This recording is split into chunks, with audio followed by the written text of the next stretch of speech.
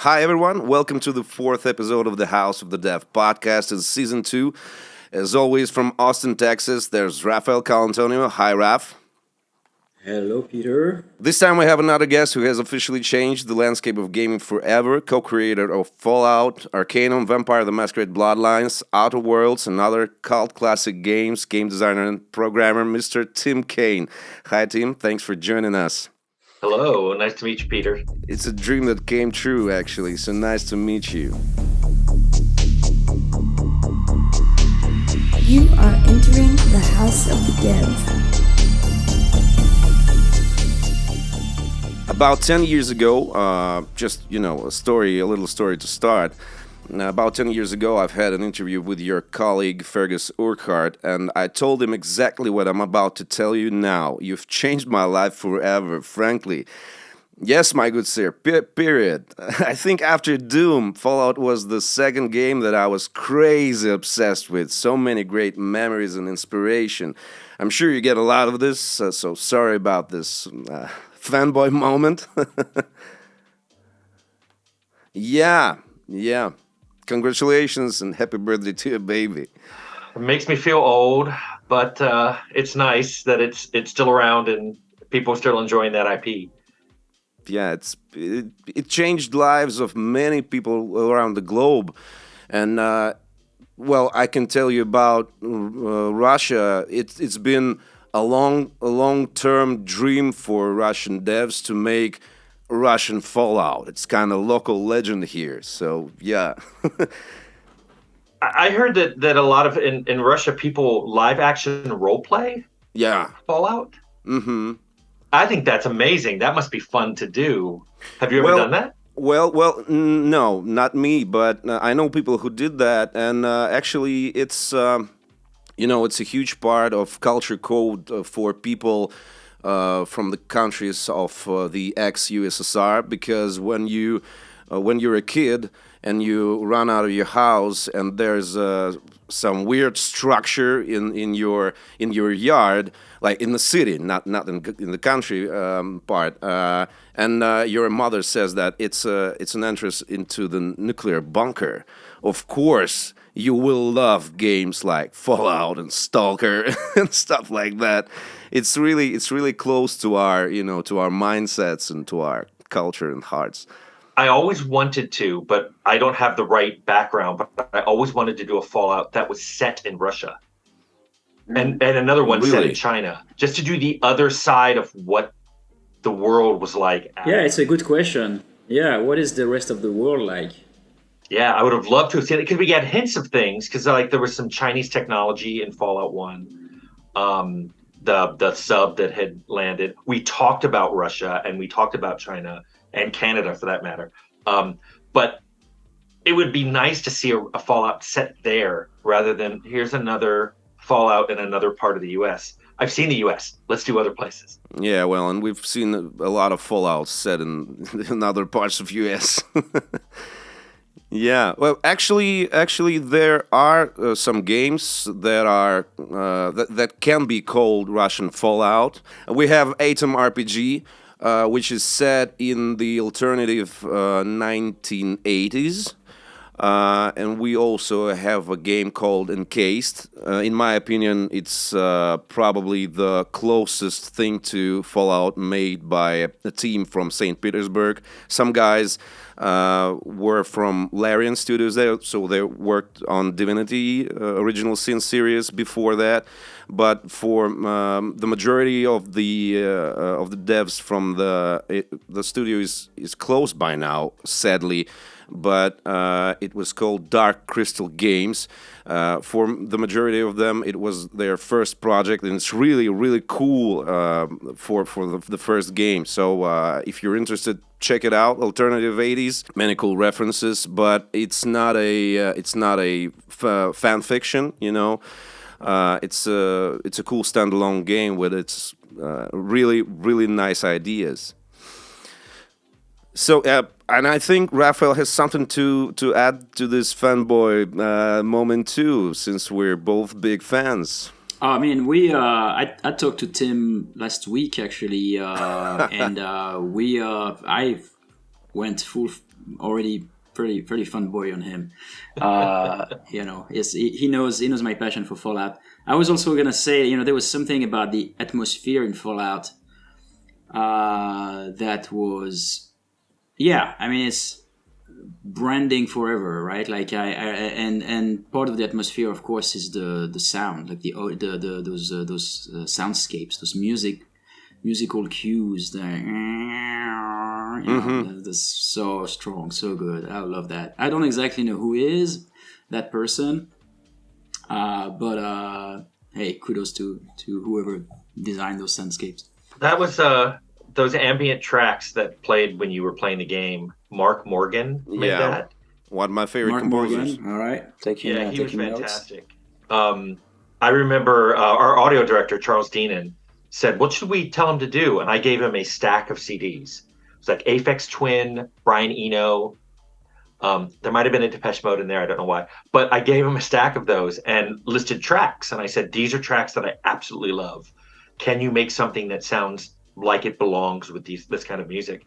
And what he returned was fantastic. It was just incredible. Is it still working somehow for you? I think he's done work. He went to the movies. He started doing movie work. Oh, okay. But I think he's back in games. He's also done the Wasteland 2 and 3, if I'm not wrong. Yeah. I think so. So he came back to games, but he was out of it for a while. But yeah, Fallout 1, so many things happened that just were serendipity. It was not planned.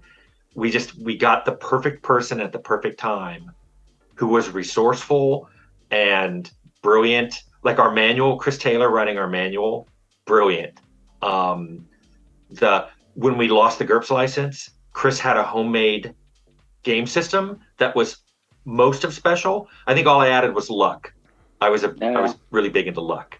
And it was just amazing that we had these kind of resources that we could just tap into. Yeah, that's sometimes there's this magic combination of events where everything is just right. I had a question, and I don't know if we are officially kicking off the podcast questions, but like I relate a lot to what I'm going to ask you. Tim, you've had a set of incredible successes and also some let's call them near successes, right? Yeah, well, the same, So that's why I dare asking. And when we talked about that last time, you were saying you feel like those are necessary. They're like they're great to learn, and you learn more from those, right? And as much as I can relate, and I also felt the pain on my end when those happen. But I tend to agree with you though. That's where you learn. So what's your experience with that? What would you say about that? So after I made Fallout, there was a lot of things that myself and the other people who worked on it, we thought, wow, we did a really good job at this and this and this. But it took me a while and a few more games to realize there were some things we just got lucky at. We were good at it. We just got lucky. And there were other things that I realized, like I wrote the introduction to Fallout, the War Never Changes thing. And while I thought it was a pretty good piece of writing, Ron Perlman saying that elevates it into something really amazing, because Ron Perlman could read the phone book and you'd be like, wow, this is great. So I tried to do writing. I did a little bit of writing in Arcanum, but I did a lot more in Temple of Elemental Evil. I'm not a good writer. Temple of Elemental Evil's writing is not good. And I just learned that I'm good at some kinds of writing, like Leonard Barsky was really good at writing. He was the lead artist on Fallout. He did a lot of writing. He's become more of a narrative designer now.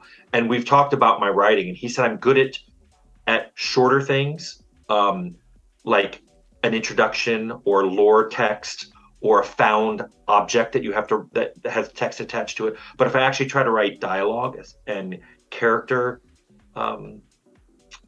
like anything especially that's going to be done with voiceover, I'm really bad at that. I don't know. So I didn't learn that limitation until I tried to do it at scale and utterly failed. And there's just been a lot of other lessons like that. Like how I'm good at managing some kinds of people and not others. I'm good at managing certain size of team, but not others. And what was good about that was when I finally did Outer Worlds just a few years ago, I had things to say to all the leads because I was the co-game director with Leonard, and I sat down with my lead designer and I'm like, I'm going to work on this, but I'm not going to touch this, this, or this. You have to do those things. I'm not good at it. And it's something that I wouldn't have known how to say 25 years ago. Yeah, that's a good one. I think it takes that to learn how to hire people that are better than us in some of the areas, because ultimately the result will be better. Yeah, you have to hire people who are complementary to you, and I don't mean people who tell you how good you are. I mean, people who have skill sets that are good for where you're not so good. Yeah, right. By the way, what part of Arcanum writing was yours? Because I've replayed this game again this past summer, and I was possessed. I was possessed, gentlemen. You wouldn't believe. I've got a special laptop which I use for RPGs because I can take my favorite games with me and lie in bed or ride somewhere or travel. And Arcanum was just a blast. I completely forgot it. I used to install and replay it like year after year after year, but this year. Probably because of all the depressive things going on in the world right now, I needed some place to hide, which differs from our world.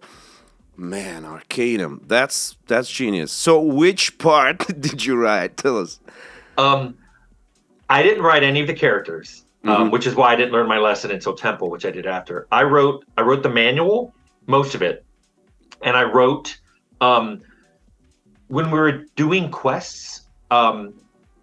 One thing that I learned was a lot of people on the team hadn't really ever been game masters, either for D&D or GURPS or any of the other tabletops. And for me, it was no issue coming up with quests. I think I wrote a document with 100 quests in it. Here's 100 things. And I put it into our source safe. And I said, whenever you need a quest idea, check it out, read up on the quest. If you use it, don't delete it, just rewrite it in the document with strikeout so someone knows it's been used. And then that person went and wrote the character's dialogue for giving out the quests and all the stages it went through. And we found that worked really well because people often hit writer's block. And then they would go grab this quest document of mine and say, well, you could have a quest for somebody's lost this object and or some necromancer's done this. And we had a ton of those and I had fun writing them. But when it actually got time to implement them, someone else did the dialogue associated with the quest. Yeah. One of the things that I really love about Arcanum, and I've noticed it just this past summer, is that if you play a character with really low intellect, it's not just your dialogues that change. It's also your diary that changes, and it's so funny. Stupid gnome gave me a task. We did that in Fallout, and the idea was from I played a D&D game with someone who rolled a 3. We did the 46 pick the best, and he rolled 4 1s, so he had a 3. So he took a fighter and he put it in his intelligence, thinking that would be a dump stat. And I told him, you're only allowed to speak in single syllable words. When you're saying something the character's saying, single syllable words only. And he had found a red dragon and run away from it. And he ran up to the group and he said, red thing, bad. Because he couldn't say dragon or fire, or he was like, bad thing. Couldn't say lizard. And he was sitting there like, how do I tell them there's a red dragon coming to? And it was hilarious. And I told that to a lot of the designers on Fallout. And they're like, let's do it. Let's do that in Fallout. And I loved it. It was hilarious. Yeah, I ended up with quitting that character after like 10 levels because in Arcanum, I've tried that in Fallout also, but in Arcanum, I've noticed that, well, if your character is kind of normal, then everybody around you behaves normal. They're polite and they give you quests, etc. But if your character has a 1 point in their intellect, then everybody just gets bad to you. You know, they talk shit, they rude, and I felt pity about my half ogre, and I just go, nah. I'm gonna play some other characters because this is really heartbreaking for me. Well, I wish I'd given more feedback, because part of that was you were a half ogre. There's racial adjustments. But I also would question what your beauty score was, because it probably wasn't that high. If you make a high beauty, low int, people like you, but they kind of feel sorry for you, or they try to take you under their wing. There's so much reactivity in that game. We were young. We spent many more hours. Our life-work balance was not good. But Fallout has every idea we ever had, plus the kitchen sink. Is the reactivity, is that the essence of why you make the games you make? What would you say is the thing that is so important and so exciting to you in those kind of games? Yeah, I think what drew me to RPGs, tabletop and then computer, is I want to make a character and play through a story, but I want the story to react to me, to what kind of character I am and what I do. When we made Fallout, we was originally GURPS, and I was teaching everybody on the team GURPS by having them come in the evening, and we played through a dungeon that I made that only had 6 rooms in it, 6-room dungeon. We ran 3 groups through it, and every group had a wildly different experience. And Leonard Boreski had come and watched, and he said, well, why did you change it so much? And I said, I didn't do anything. It was every group, they reacted to different encounters differently. They had different ability sets. And so it seemed like a very different experience to them.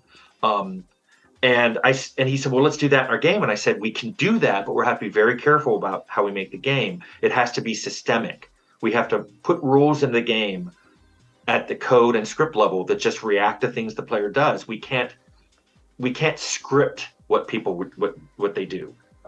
And it was very important. So we had a lot of code that watched what you did, supposedly to adjust things like NPC dialogue and karma and reputations that you would get. But by the end of the game, we had all of this stuff we had watched you do. So that turned into the end slides. And that became an important thing because it told you this game is watching you. Mm-hmm. And not only is the story changing and environments are changing, but at the end of the game, we're going to tell you what you did, what you're responsible for. Because I was very upset when I would find people saying, this game lets you kill children. And I'd be like, that's an odd way to turn that around. You killed a child. Yeah. You did. It wasn't the game let you. You did it. The game saw you do it, labeled you a child killer, made a lot of people hate you, but you did that. The game didn't do it. In fact, you could very easily not do it. And so that's why I like those end slides telling you, like, you destroyed this town, or this town is thriving now because of you. That's a little similar to what I often say is, like, the games that allow you to do bad things also recognize that it's an opportunity for you to be good. And so, like, it has more meaning if you play as a good person, because you could play as a bad person. Whereas most games don't let you play bad anyway. People were very surprised that you could play Fallout as a pacifist and not attack anyone, because it didn't seem like that kind of game. But if you play a talking character, there's very few people that, in fact, I don't think you have to directly kill anyone. I think when you kill the master, or you talk to the master, he ends up killing himself. I hope that's not a spoiler for a 25-year-old game. You can set up his death somehow. I remember that I just blew the bomb and just ran away. I don't want to. It was my second or third walkthrough, and I don't want to see your face anymore. I mean, you can kill him directly with weapons. Yeah, you can blow up a bomb. But it's pretty hard. Yeah. And so there's a talking solution that involves explaining his plan and how awful it is. And you have to have a lot of information. I mean, you have to have talked to a lot of other people to be able to say these things to him. But if you've done that, if you've been really good at talking to people and learning what the world's like, there is a talk solution to the end boss. And I think to me, that's what every RPG should have. It's not an action game, just an action shooter. You're not making an FPS. If it's an RPG, you should be able to play your character how you want to play it. Well, I totally agree. In fact, even if it's an FPS, we made Dishonored where it's kind of an action FPS and you can finish the game without killing anyone, right? So I very much agree with you on the pacifist option. Another happy birthday, by the way. Yeah, congratulations. That's true. 10 years. 10 years. Yeah. 10 years, crazy. Tim, you've been around for a while, right? Like in the industry, and how have you seen it change? I mean, it's a loaded question, and but like, what are you? I'm sure there are things that are better, things that are worse, things that are just different. What's your take on that? There are so many ways. I started in 1981. I got a job when I was 16 at a game company in Virginia, which is where I grew up. There are so many axes of how the industry's changed. I mean, back then it was tiny, niche. Now it's bigger than movies. When I actually came to California to work on a PhD, and I decided I didn't really like it, and I left after I got a master's, and my PhD advisor yelled at me like for an hour that I was wasting my life. I was throwing away everything that I'd worked on. That was in 1991. In 98, he called me up and asked me to come back to the university and teach a class in game design. Because in that 7 years, the industry had become a lot more noticeable. People were coming into computer science to go become game programmers, and they had to adapt. Just so many other things, though. The barrier to entry is so small with Unreal and Unity being free. Anyone can make a game. The flip side of that is the signal to noise ratio is so low. It's so hard to find good games because for every good game, there are so many not so good games. There's so much money in the industry now. I see most innovation happening in the indie side or with smaller teams, because once you have 150 people on a team, no one wants to be risky. So they want design docs done up front. They want to know what the hook is. They want to know how this is, who the demographic is. I was never asked who the demographic was for Fallout. Yeah. We were just making a game. Mm-hmm. But I was asked who the demographic was for Outer Worlds, and I was like, the people who like Fallout. I mean, it's dramatically changed. I haven't even touched on technology. I mean, technology is wildly different now, and the cultures are different. Work-life balance has finally become a thing, just in the last few years. What is the thing you miss the most from the old days, and what is the thing that you think is so much better now? I suppose I miss being able to make a game without so much advanced planning and constant oversight. Right. It's weird, and I hope I don't depress anyone who wants to get in the game industry, but even now, after 41 years, I have people second-guessing everything I do. Are you sure you want to put that in? Are you sure that makes sense for this setting? Are you sure that's a good feature to put in? And I'm like, we can talk about it again. And it's weird because some of the things people have told me are just so strange. I had somebody tell me that our factories in Outer Worlds shouldn't have smokestacks on them because smokestacks are not sci-fi. And I was like, have you seen the beginning of the Blade Runner movie? Have you seen City of Lost Children? It's like, I don't know how to answer that. Yeah. So there's that. Things that have gotten better, I mean, people I think are better compensated now. And even people who may not believe me, the pay was really bad in the 80s and 90s. I didn't discover this until I went to go buy a house when I was 29, and every place I went to get a loan turned me down, and they said, "You're not paid enough to buy a house. You're basically on a subsistence wage. You can't buy a house in California." And I was shocked because I was like, well, I've worked for almost 20 years, and it was, or at that time I guess it was 18 years, and nope, you're not going to buy a house. The cultures are better. Way more diversity in people making games, which is nice.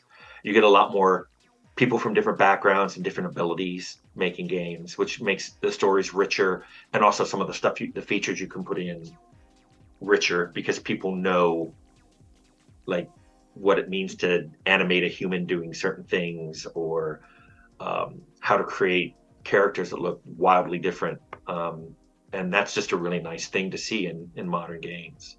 So, yeah, we've been talking about branching storylines and reactivity in video games.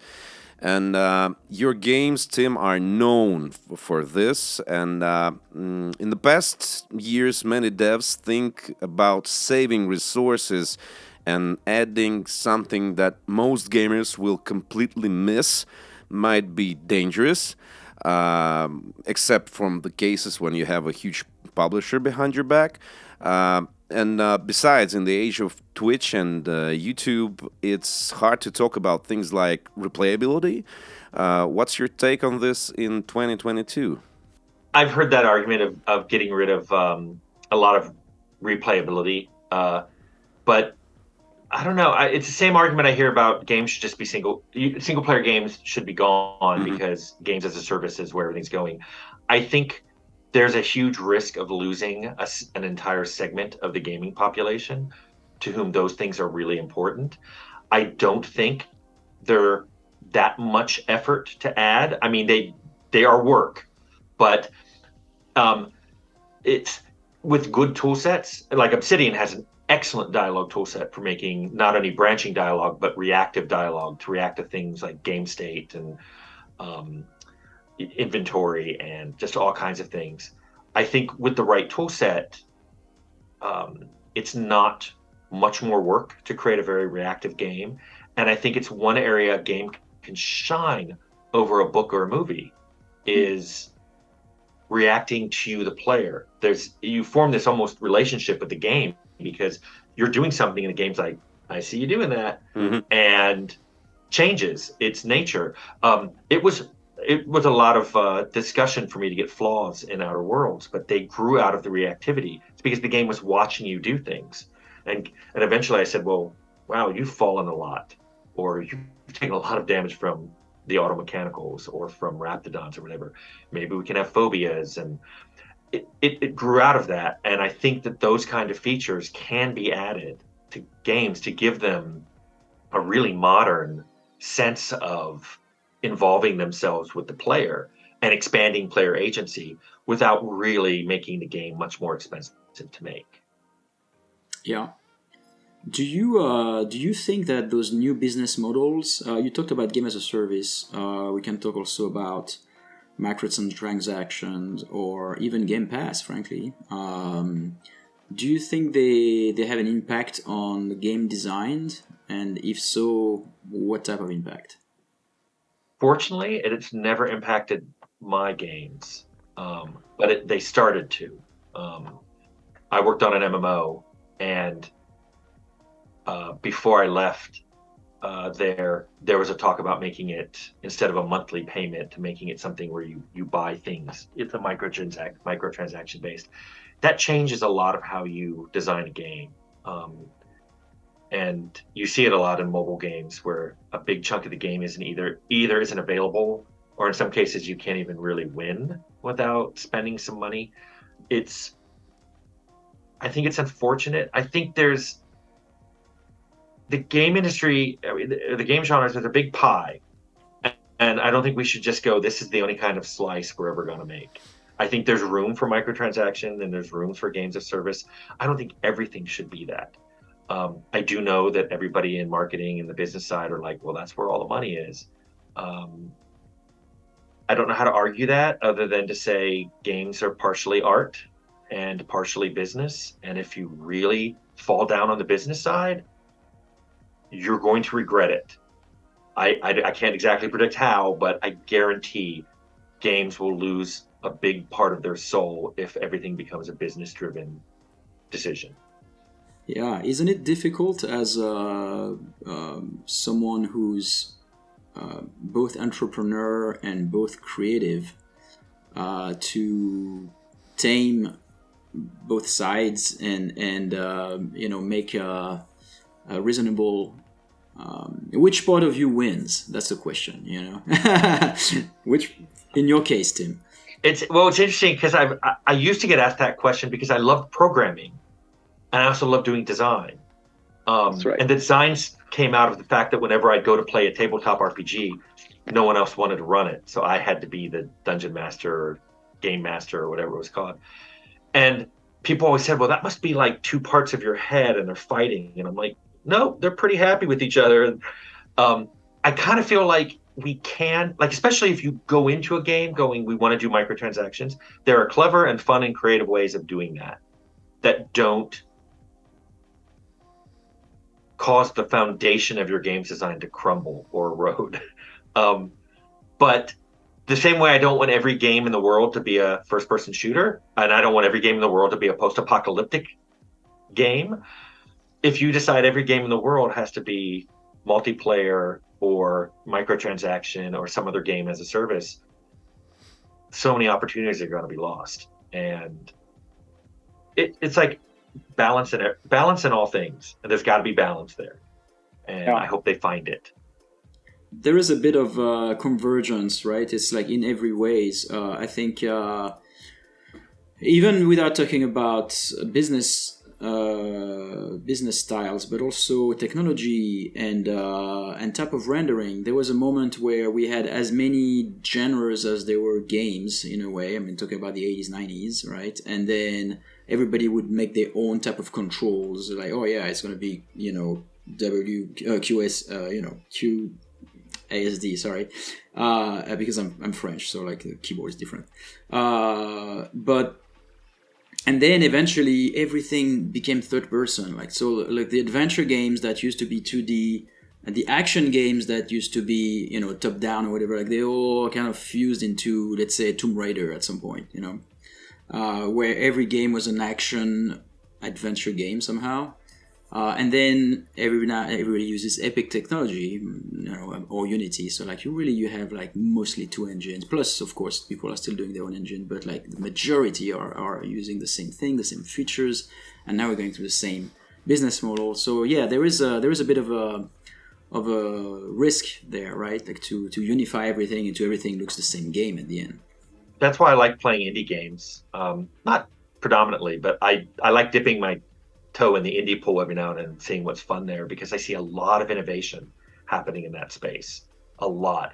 It's just hard to find them. It's mostly word of mouth for me, but if you go on Steam and there's thousands of games, and it's hard to find that one.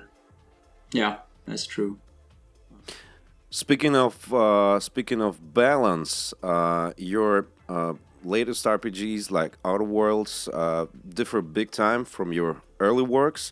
Of course, in the past 10 years, Obsidian has made hardcore RPGs too, but Outer Worlds is a sort of mass hit, very console-friendly, etc.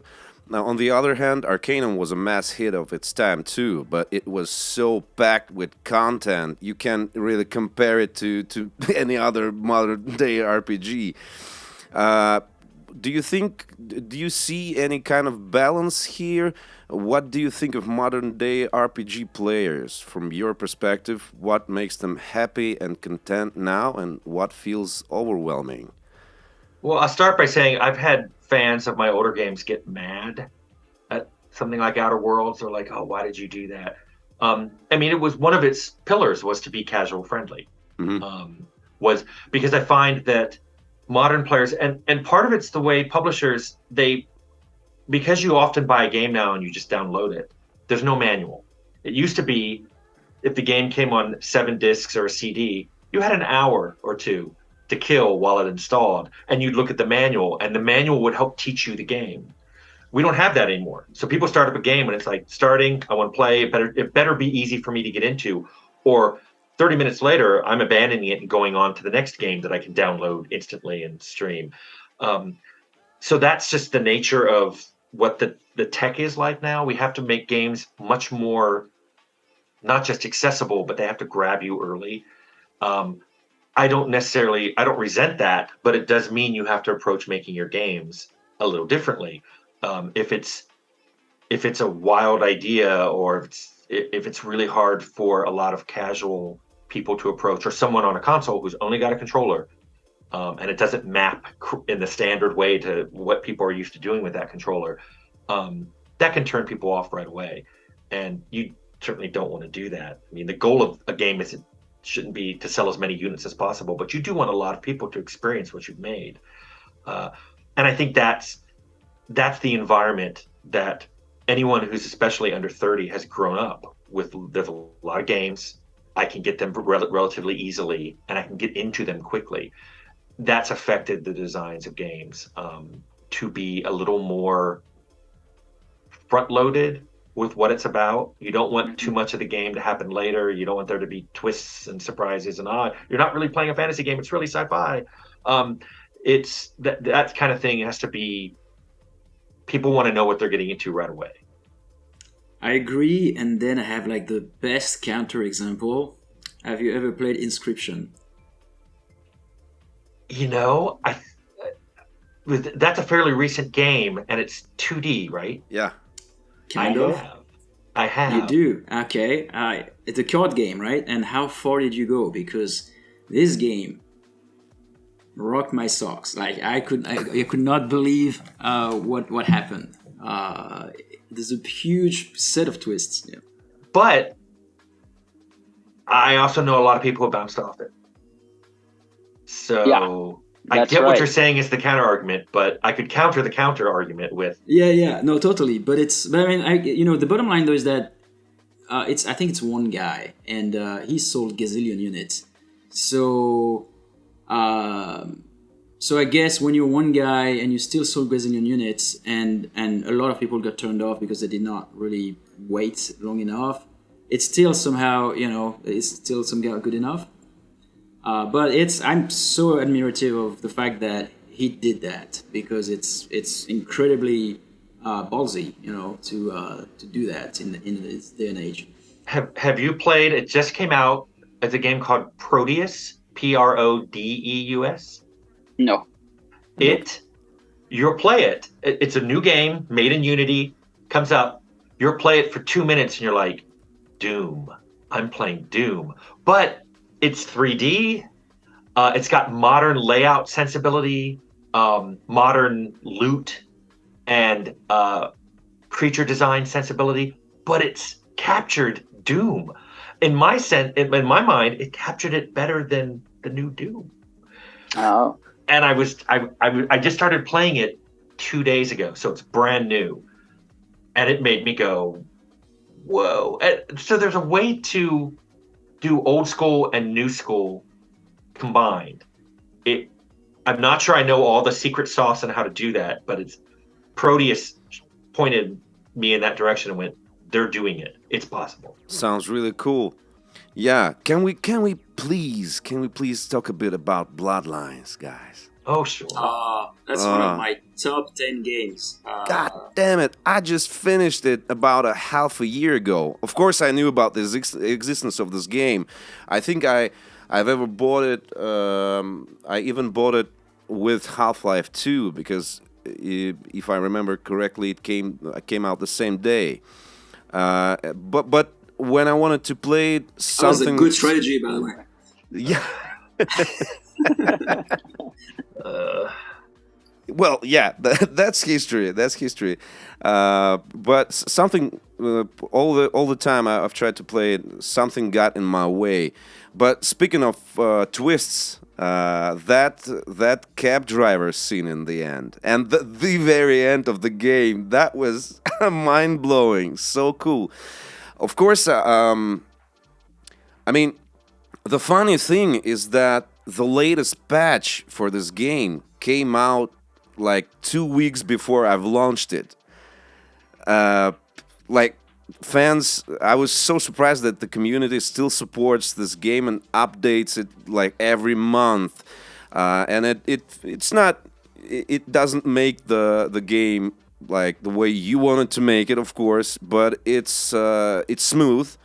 it's way less buggy than I remember it from back in 20. When was it released? 2004, 2005, something like that. Late 2004, early 2005. Yeah, maybe. So of course it's way more smooth than back in the day, but still. And can you please tell us the true story behind that? I mean, aside from being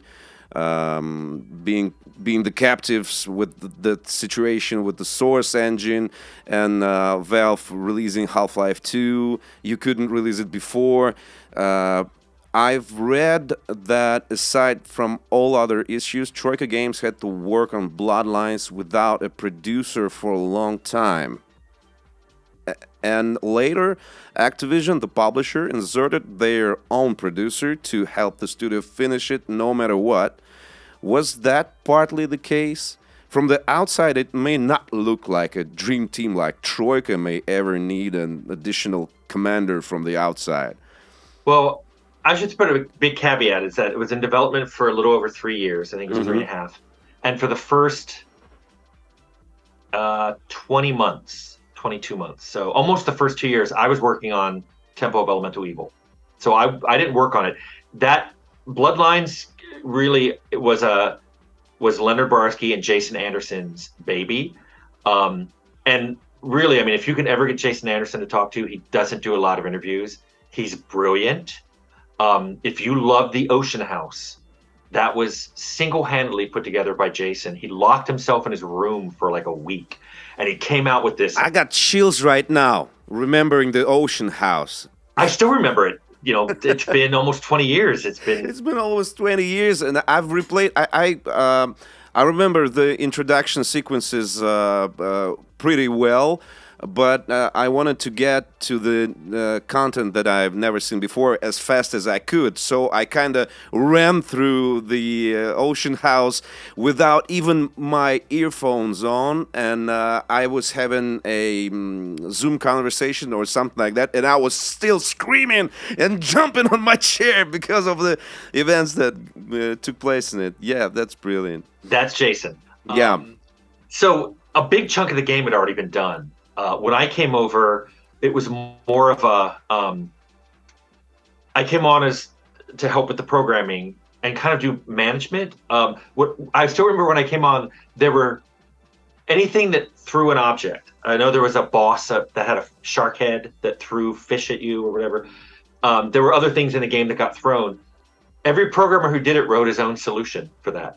So I found 3 different ways in code that things were being thrown, and all of them led to different results.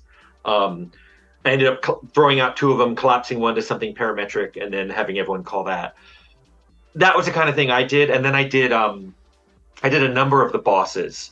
I remember I did Man-Bat at the end. So that was you. Yeah, that threw trucks and prostitutes at you. Yeah, frankly, yeah. I turned on the God mode at that point. It could be done. I've done it. But yeah, he's a tough one. He's the end boss.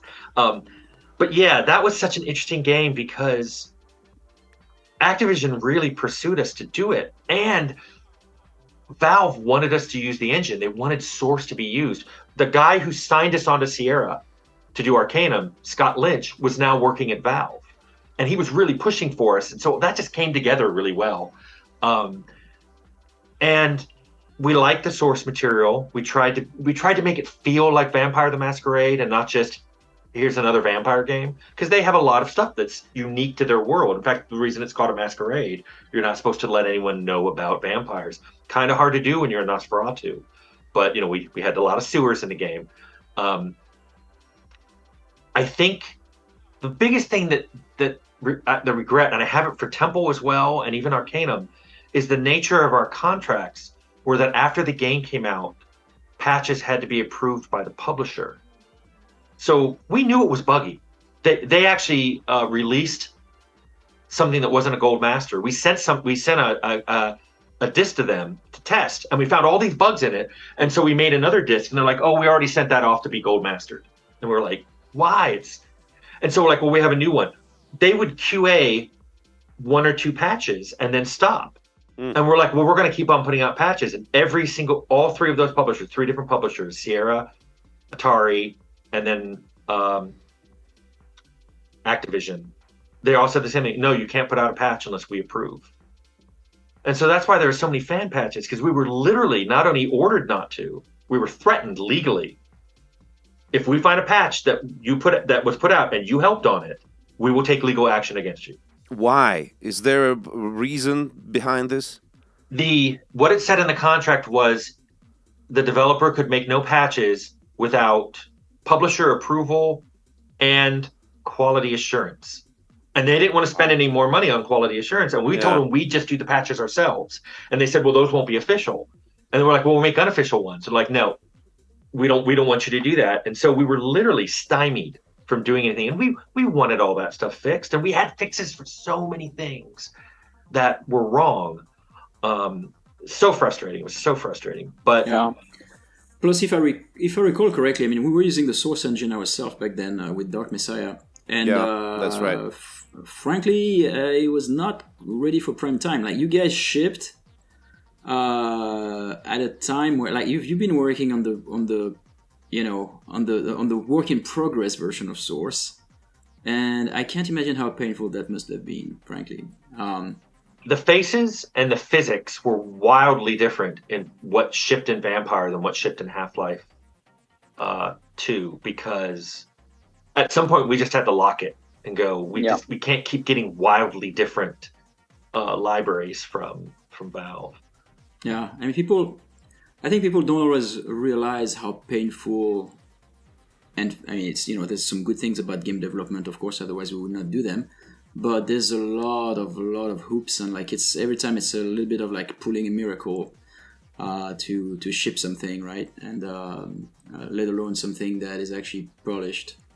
I told you that last time we spoke. Peter, you really don't know. That's a funny story. No, it's not so. I mean, it's funny in retrospect, but it was sad back then. When we signed Dark Messiah and Magic with Ubisoft at Arcane, I remember the woman who signed us, Virginie Gretz, she was called. That was her name. She said to me, "Well, you guys are in competition with another game company in California." And you gotta sign this deal as soon as possible, otherwise they might get it. And so we had our own set of pressures. We were gonna go under. And Darkness, Might and Magic was not my preferred option because it was meant to be Arcs 2, and anyway, we did it because that was going under. And years later, I can't remember who told me that. Someone said I met someone from Troika, I believe, and they told me, hey, we were in competition with for Mind Magic back then, and you guys got it. So after that, we were kind of done, and that killed me because I felt like, oh, that's like such a kind of like almost like a quest in one of the games like you would make, Tim, where you're this like crazy moral dilemma. Yeah. Where, oh shit, I did the right thing, but I realized like in doing so, I actually participated to the demise of one of my favorite groups, So that was an interesting story, and just realized that. I still have the design doc for that. I keep everything. So I have the design doc. I think it was Might Magic. I want to say 10, but I don't know if it was that far along. At least 10, yeah. Oh no. At least 10. Okay, so yeah, that's right, because I played 6 back in 97 or 98, so you're right. I have the design doc for that. We almost did a Lord of the Rings game after Arcanum. I have the design doc for that. And it's large. We actually did a demo with a hobbit running around the Shire. It's there's so many opportunities. Publishers love to pit developers against each other, but there was never any feeling like that. It was just, oh, okay, we didn't get Might Magic 10, we'll go do something else. Yeah, it's probably one game among so many. It hit me probably harder because of the symbology behind it, and because I only saw that side of my side of the story, of course. So because from your perspective, it might have been just like one pitch among so many. It's actually funny how we were in the same, back when I was at Arcane, like we've done so many pitch, so many stuff, and yes, you will meet a publisher and they will tell you something like, oh, we need some idea for this thing, and you spend like a month on it, and then it doesn't go anywhere, and that there you go. Those were like a little bit of creative passion points that were burned for no reason.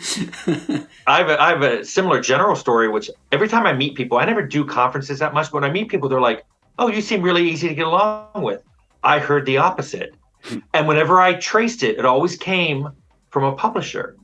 And I found out that what they do is they always want to say, well, this person's hard to work with, because that's how they keep the new developer in line. Well, Troika went out of business because they were so hard to work with. And apparently they let the rumor go out that we weren't making patches, because we weren't being paid to do it. And I'm like, that's not, we made all these free ones that you suppressed.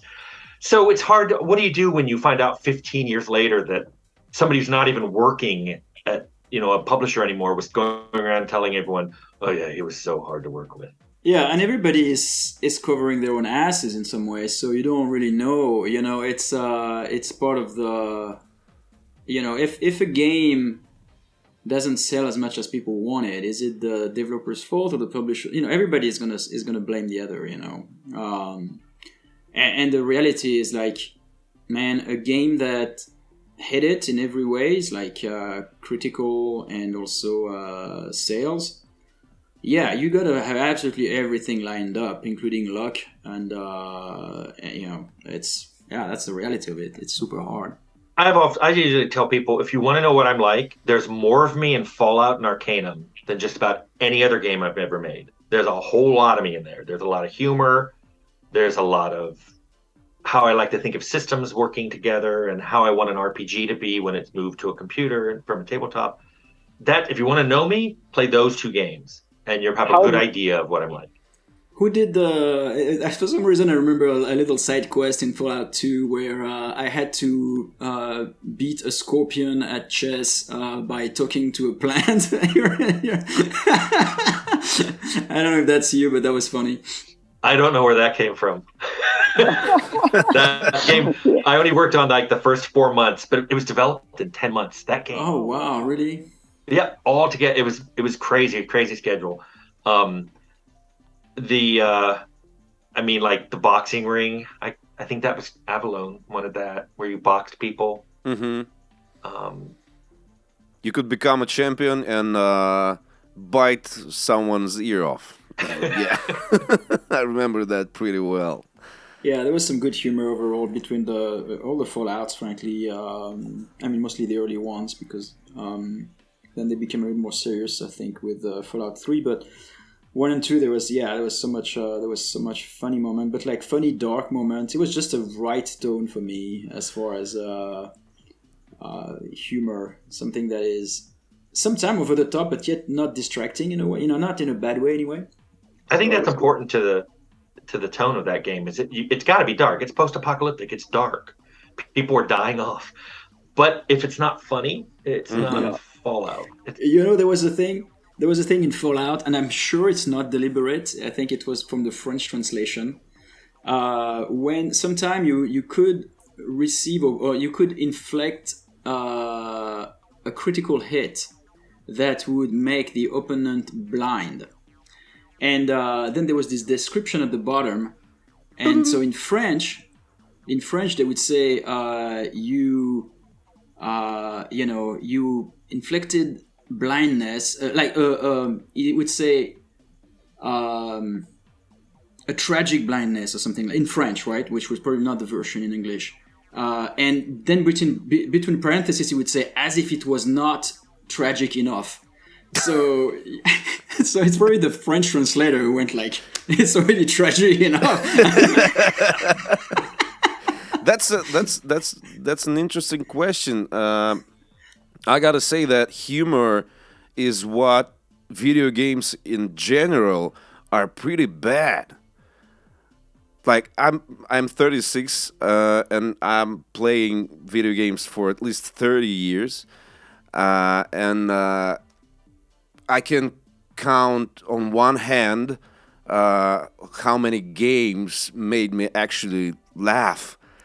And it would be Arcanum, Fallout, probably GTA 4, the new Wolfenstein games, which have brilliant balance between the horrors of the Third Reich winning the war and the stupidness of its characters and that sick Hitler scene.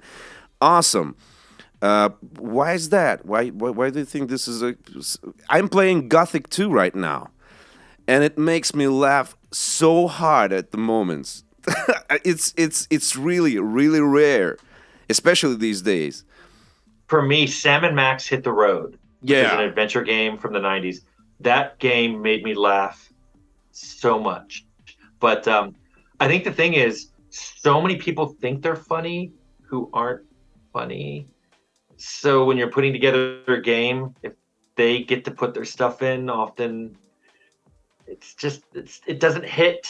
It's the wrong tone. It's just not right, and it's really hard to make a game that has humor and get everybody on the same page and then filter it correctly. It's just, and so most people don't try. And I think the problem is that in many games there's like a whole void of seriousness, and then there's a couple of jokes. I don't think you can do something well balanced between humor and grimdark, for example, like that.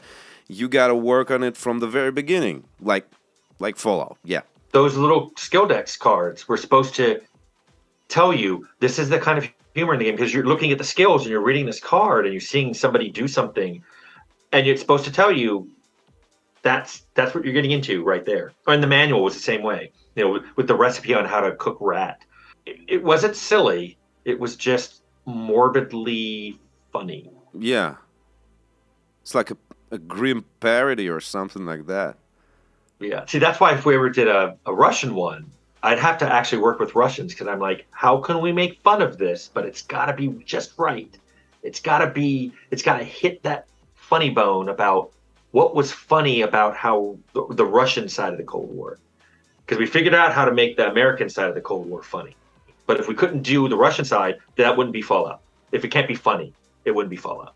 So that's a tough nut to crack. Yeah. Especially given that, you cannot just use Russian humor being an American. And even if you work with someone from Russia on a project like that, it surely would be hard to connect these cultures. Though I still think that Russians and Americans have a lot of in common. We had a lot of people from Armored Warfare, which is a game Obsidian made. Yeah.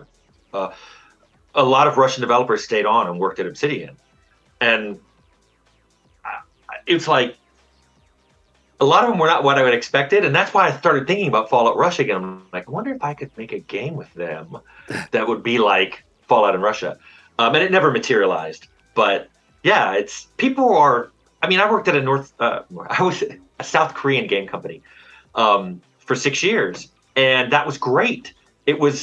People are the same everywhere in the sense of just wanting to enjoy what they do. It's hard to describe, especially to people who don't travel a lot.